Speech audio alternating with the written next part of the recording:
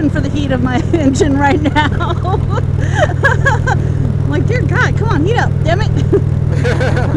You wouldn't have been saying that when it was 105. Fuck no.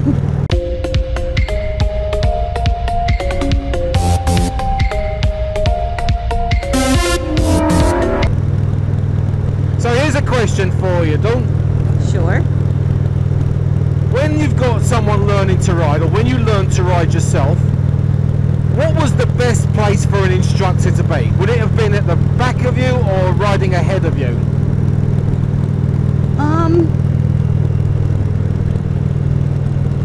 I didn't like you behind me because you freaked out so much. You did. You pissed me off an awful lot. It's just because you can see any little flaw that I do, especially in stop and go traffic, that it frustrated me. Right. And if I didn't take off fast enough, you were like, oh, you could do that better. And like, I know, you don't have to tell me every single time.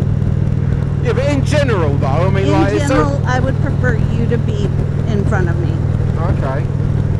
Shay's the same way. She said she prefers you to be in front of her so that you can't see everything she's doing because she knows what she needs to work on. She told you when she messed up. Right. She doesn't need you seeing it too. Okay. So it's a kind of a, I guess it really depends on your mannerisms. Me and Shay are pretty independent people. We understand what we're doing wrong if we're doing something wrong, and if we don't think we're doing it right, we'll ask, is this how you do it? And then if you say no, then we're like, oh, okay, then I've been doing it wrong. We don't come out flat out saying, oh, I've been doing it wrong, but we will make comments like that. Like, have you ever noticed Shay does that? She'll ask you, what gear are you in, or when you do this, do you do that? Yeah. There's a lot of videos where she asks you those questions, and that's her clarifying what she's doing is correct. That makes sense. So, but when you tell her something, like, you know, you really need to not go through your gears so fast, she'll get pissed off because, no, this is how I've been doing it, and you haven't said anything till now. So, yeah. She has her habits now. I was thinking that, like, you know, that as an instructor, I can see the benefits I can see the pros and cons of an instructor being either behind you or in front of you. If they're behind you, they are watching what you're doing, and also they're keeping like any sort of tailgaters off you, and you know, they're sort of coaching you, watching what you're doing. Whereas in front of you, you know, it's like they can demonstrate like the way that they do it, and you just sort of follow suit. Well, it's a question that I've sort of been asking, you know, regardless of like whether you liked it or not, is it better for an instructor or a coach to be in front of you or behind you? And I'm thinking, well, what's the safest place to be? I was thinking maybe in front of you, but from what I was told, that when out riding, the most experienced rider rides up front. Then is the new people, then followed up with an experienced rider. Right. So technically you want your inexperienced people in the center. Granted, that I understand. If you've got like two experienced riders and, you know, Shay could go in the middle or you could have gone in the middle. Yeah, but when it comes to, if you think of it in that aspect, the most experienced rider is in front. Right. Personally, when you were training Shay and you were helping me out, what helped was when you were right beside me, like at the camp road. Right. How we were side by side. You were showing me and doing it with me at the same time. That helped me more than that helped me more than you being in front of me or behind me. No, that makes sense. So in a parking lot, side by side, out on the road, you in front. Okay. My personal opinion on it. Yeah, personally, like if I was learning to ride, I'd have preferred someone to be in front of me, so that I can you know, I don't have to worry about where I'm going. All I need to worry about is what I'm doing. Exactly. And just follow him or her. Yep, and you don't need to. Seeing their blinker reminds you to put on your blinker. Seeing their tail lights to brake indicates I need to start braking. So you're showing them more than you think you're showing them. Right. By having them in front of you. Or by having you in front of them. Right. Because like I said, I've been watching a few of the videos where, you know, oh, my girlfriend's starting to ride and this is how I'm teaching her how to do it. You know, I've seen some good methods that we didn't do that they did, and then I saw some methods that we did that they didn't do, and it probably would have been beneficial to the learner to do it that way. Right. But when you're recording something and you're out there, you want to throw all this information on this poor person. They can only absorb so much. Especially if you're doing pre-training, like oh yeah, like what we did with Shay. We had her out there, you know, doing all the walking, doing all the other stuff. Well, there's a lot that you've got to convert to muscle memory, and Shay got exhausted after a couple of hours because turning it into muscle memory takes time for a lot of people. That plus she hadn't really driven before, so we had to teach her not only what to do on a motorcycle, but we also had to teach her what to do just driving in general. Right. So we also had that, you know, when you see this, you got to do that. When you do that, you have to do this. So we were also throwing in extra information that she wasn't going to go through at the driver's place or at the MFS course. Right. I mean, she barely got out of second gear at the MSF course. Right, but when she'd already hit fourth gear by the time we took her there to get it. Right. So, well, yeah, but there was the one issue though.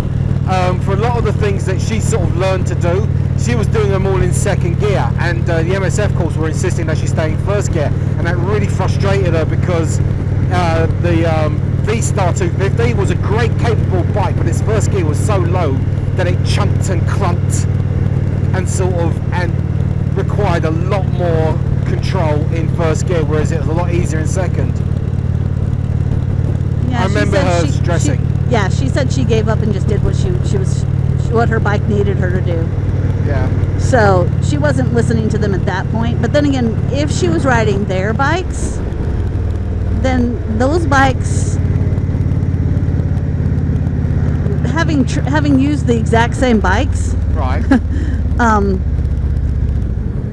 All those bikes are basically, that's what they do. That's what they're there for. Is I gotta stop.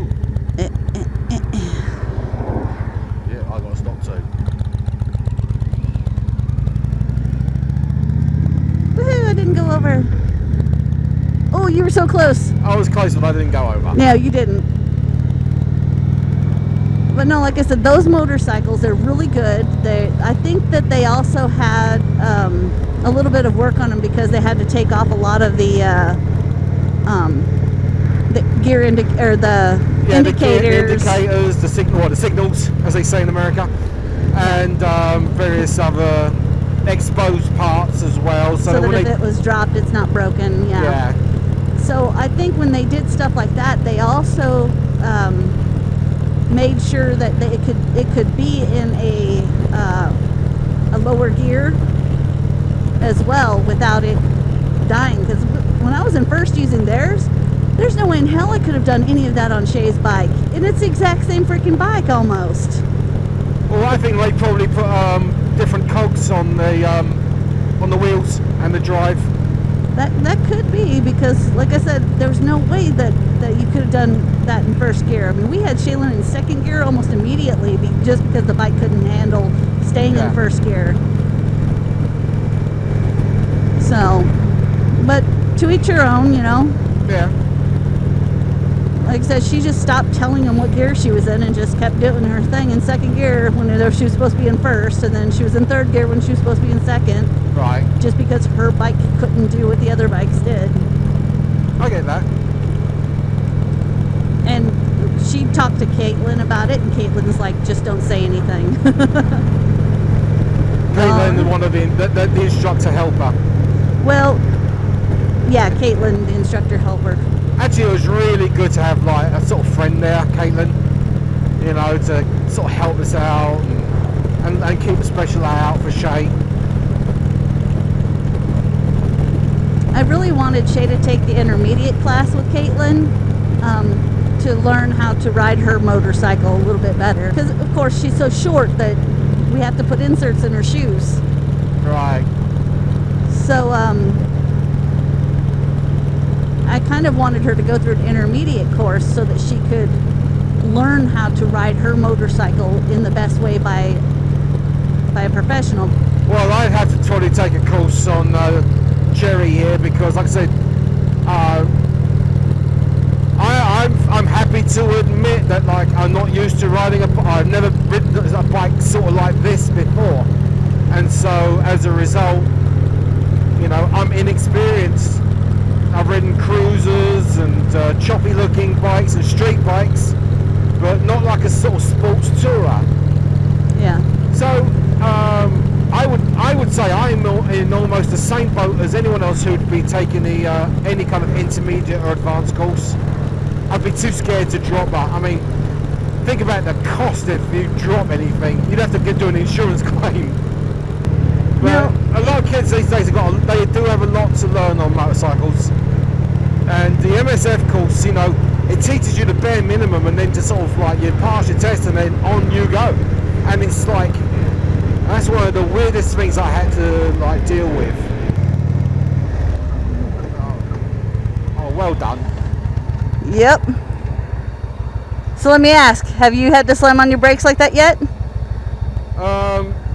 Yeah, but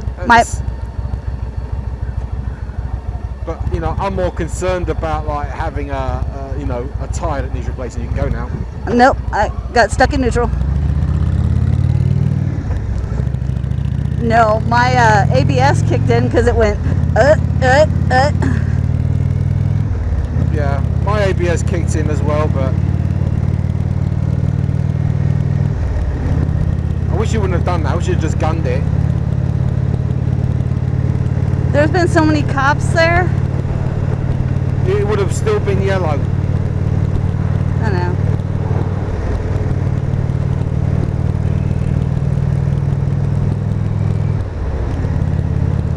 But hey, remember how I was saying that I wasn't comfortable stopping really fast? Yeah. Give it up. Yeah. You did good, Don. Yeah, you did good, Dawn, especially when you were trying to find first gear again. I know. I got it stuck in neutral. I was like, shit.